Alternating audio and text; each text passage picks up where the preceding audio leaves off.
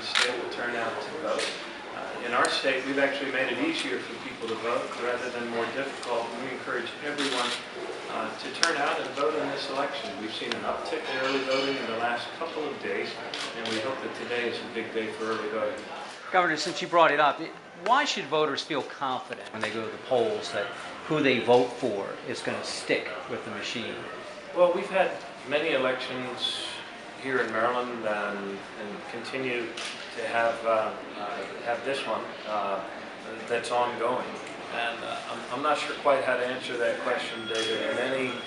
In any election, there will always be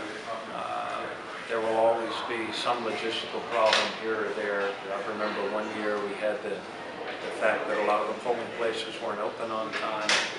We do our very best, the State Board of Elections, which has a bipartisan board, to run smooth elections as perfectly as they possibly can be. But these are machines, and sometimes you will have malfunctions, and sometimes people won't show up on time to open polling places. So that's why we have election judges and encourage people to call the Attorney General's office or any other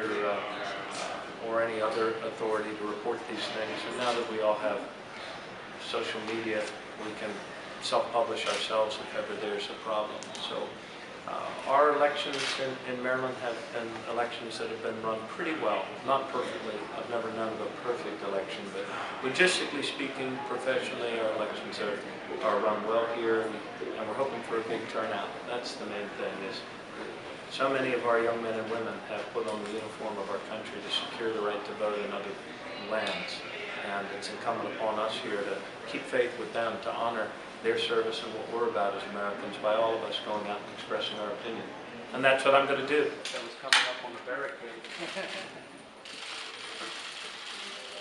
And your month and day of birth, Month and day of birth, 163.